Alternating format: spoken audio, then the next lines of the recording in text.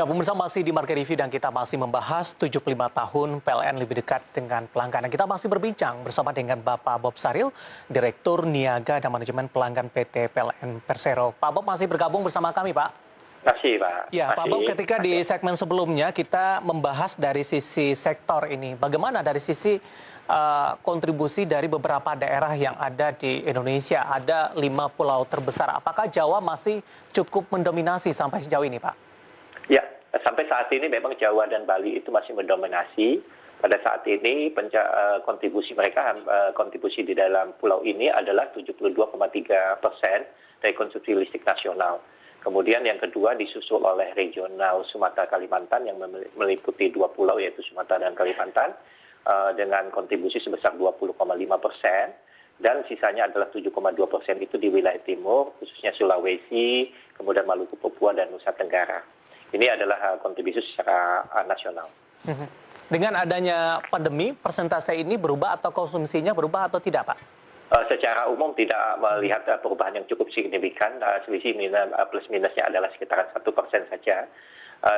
Tetap Jawa Bali mendominasi walaupun kita lihat adalah pertumbuhan dari industri dan bisnisnya, tetapi pertumbuhan rumah tangganya cukup signifikan juga di Jawa dan Bali. Tetapi secara overall total pertumbuhan di Jawa Bali ini masih melihat adalah di bawah 0% atau masih negatif. Ya, dengan masih terpusat di Jawa dan Bali, Pak Bob, apa yang bisa kita cermati dari kondisi ini, Pak? Apakah memang dari pusat pembangunan, posisi ekonomi, industri masih terpusat di Pulau Jawa dan Bali, kemudian dari sisi elektrifikasi sampai sejauh ini masih memang belum merata sampai sejauh ini? Kalau kita melihat mengapa Jawa Bali memang seperti yang Mas David sampaikan tadi, konsentrasi. Tetapi dalam 5 tahun terakhir, kalau kita lihat pertumbuhan daripada Sumatera, Kalimantan, dan Sulawesi, maka program dari Pak Jokowi itu membangun dari daerah-daerah keluar daripada Indonesia, daerah di luar Jawa Bali, saya kira sudah menunjukkan hasil yang sangat positif sekali. Kelihatan pertumbuhan dulu kontribusi dari Kalimantan dan regional Sumatera itu kan di bawah 20%, Mas. Sekarang sudah 20,5%. Itu menunjukkan bahwa perkembangan, dan Sulawesi dulu masih kecil juga. Jadi kontribusi rata-rata dulu di Jawa Bali adalah 77-78% kan, Mas, tahun-tahun sebelumnya dalam sekitaran 5 tahun ke belakang. Nah, kita lihat pertumbuhan mereka semakin besar. Ini menunjukkan bahwa perkembangan daripada daerah-daerah di Sumatera dan Kalimantan sudah cukup bagus, baik itu di dalam untuk rasio elektrifikasinya maupun industrinya. Kalau kita lihat sekarang perkembangan seperti di Sumatera Utara sudah ada kawasan-kawasan industri, kawasan ekonomi khusus, dan sebagainya. Begitu juga di Kalimantan, saya kira pertambangan sudah mulai menunjukkan hasil. Baru-baru ini 3 bulan yang lalu kita menandatangani suatu perjanjian kerjasama penyediaan tenaga listrik untuk pertambangan boksit, aluminium, dan sebagainya. Ini cukup menggembirakan, Mas. Baik, dari sisi siklus permintaan Pak Bob untuk dari tenaga listrik sebelum adanya pandemi, ada waktu-waktu tertentu tidak Pak permintaan listrik mengalami lonjakan dan cukup signifikan dibandingkan dengan kondisi normal? Kalau pada tahun-tahun sebelumnya kan ada beberapa siklus ya, katakanlah pertumbuhan yang tinggi itu kalau tahun sebelumnya adalah pada waktu mendekati hari libur ya. Kemudian juga mendekati daripada hari-hari besar keagamaan. Seperti biasa ya di bulan-bulan Desember nanti sebelum itu akan banyak lagi kegiatan. Kegiatan itu mungkin juga para pelanggan kita di dalam industri untuk mengejar target produksi dan sebagainya. Kemudian untuk rumah tangga tentu saja persiapan untuk menghadapi hari libur. Tetapi pada ujungnya misalnya pada waktu hari libur panjang itu di atas di tanggal 25 di mana semua industri itu biasanya ada libur panjang akhir tahun, nah itu akan mengalami penurunan. Jadi kita harapkan memang kalau siklus ini pertumbuhan kita akan naik di sekitaran terus akan mengalami kenaikan yang cukup signifikan itu di bulan Oktober ini dan bulan November nanti dan bulan Desember awalnya sampai tanggal 25 Desember. Itu masih yang kita harapkan. Mudah-mudahan tetap menunjukkan positif ini, Mas. Saya lihat juga kalau kami sampai tambahkan dengan adanya kita semakin mengerti bagaimana cara menangani dengan kita disiplin daripada COVID-19, protokol yang kita patuhi, mudah-mudahan ekonomi kita terus bergerak maju dan pemerintah sudah berusaha sangat optimal, sangat luar biasa sekali di dalam mendorong pertumbuhan ekonomi ini. Baik, sudah ada proyeksi tidak Pak Bob dari PLN proyeksi permintaan listrik di momen akhir tahun di 2020 ini cukup berbeda dibandingkan dengan tahun-tahun sebelumnya dengan Ya, Pak. adanya pandemi, Pak. Ya betul, kita tidak bisa tentu saja memprediksikan sama seperti tahun belakangan, tetapi kita ini jauh lebih bagus daripada prediksi kita di awal-awal terjadinya pandemi itu di bulan April.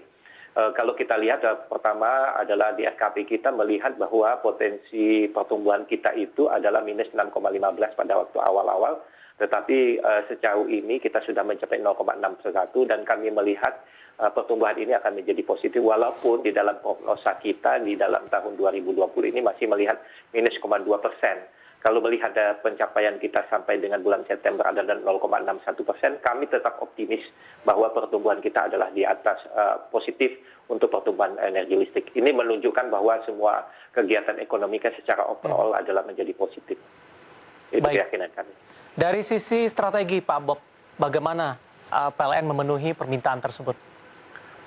Dari sisi strategi tentu saja pertama kali kita adalah dengan kesiapan kita itu dalam bentuk kesediaan pasokan.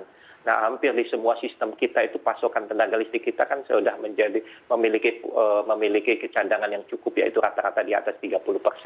Ini sangat membahagiakan dengan berkat ada program pemerintah 35.000 megawatt dan sebelumnya adalah 10.000 megawatt. Ini menunjukkan bahwa penyediaan infrastruktur ketenaga listrikan sudah sangat baik sekali. Nah, berikutnya persiapan kita adalah persiapan jaringan kita. Kita terus menambah jaringan yang terasosiatif dengan 35.000 tadi, yaitu membangun transmisi, distribusi, dan gardu induk kita. Dan banyak sudah tersebar dan sudah masuk di dalam sistem. Nah, yang terakhir itu adalah kesiapan sistem distribusi kita untuk ke pelanggan-pelanggan. Jadi kita menyiapkan di mana potensi-potensi kita. Jadi kita lebih cepat ke depannya di daerah-daerah kawasan-kawasan industri yang akan dibangun. Kita sudah menyiapkan jaringannya dan menunggu dari investor tinggal masuk, tinggal kita nyalakan saja. Dan terakhir juga kita untuk mempersiapkan ini kondisi adalah pelanggan existing kita akan tetap melayani dengan sebaik-baiknya. Yang paling utama adalah menjaga keandalan mereka dan kita sudah berkomitmen dengan adanya pandemi ini tidak mengurangi sedikit pun pelayanan kita kepada masyarakat, baik itu konsumen rumah tangga, bisnis maupun industri. Jadi kita tetap bekerja 24 jam satu hari, 7 hari satu minggu, dan 31 hari dalam satu bulan tanpa henti Mas untuk melayani masyarakat. Baik, bisa dipastikan Pak Bob, pasokan listrik di momen Natal dan Tahun Baru di 2020 ini aman, Pak? Insya Allah aman, dan kita sudah siapkan mulai dari pemeliharaan jaringan. Tapi kalau kecukupan daya sudah sangat cukup sekali. Baik, Pak Bob, ini perkembangan terakhir terutama dari kawasan-kawasan industri, Pak.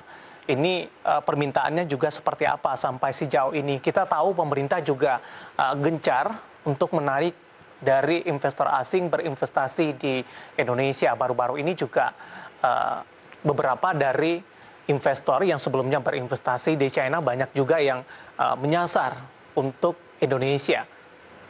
Betul sekali, Mas. Apakah ini juga merupakan salah satu persiapan-persiapan juga yang dilakukan oleh PLN, Pak Bob? Ya, betul juga. Jadi kita align dengan pemerintah, apa yang direncanakan oleh pemerintah kita siap dan selalu siap untuk mendukungnya dan sudah siap untuk di depan di dalam menyediakan sektor ketenagalistikannya. Nah, kalau kita perhatikan misalnya ada beberapa pabrikan seperti yang ada dulu yang di Cina kemudian direlokasi. Kita harapkan relokasi Indonesia kami juga baru-baru ini menyambung untuk di Sumatera Utara itu ada relokasi suatu pabrik dari Jepang yang sudah memindahkan investasinya dari Cina ke Indonesia. Dan kita juga sudah menyiapkan misalnya di kawasan industri Batang dan kepada Patimban dan sebagainya ini untuk siap menyambut investor baik investor dalam negeri maupun dari luar negeri. Dan itu kita akan koordinasikan lebih lanjut dengan BKPM, dengan Departemen Perindustrian, Departemen Perdagangan. Kami selalu bekerja secara ketat, secara akrab dengan Bapak Dimulai, dan kami terus dimonitor untuk melaksanakan penyambungan di sana. Baik, sebenarnya seberapa penting nih Pak untuk menyediakan energi listrik terutama di kawasan-kawasan industri dan bagaimana juga koordinasinya dengan stakeholder yang lain, Pak Bob? Itu sangat penting sekali, Mas, karena ini adalah sokong guru ekonomi ya. Kalau industri kita maju, maka juga pertama tentu saja dari segi PLN ini sendiri adalah bermanfaat sekali karena demand kita semakin tinggi, dan demand industri dan demand bisnis ini kan demand yang cukup sesaat itu langsung melonjak tinggi, Mas. Walaupun satu pelanggan dia bisa satu pelanggan itu bisa 20 MPA, ya.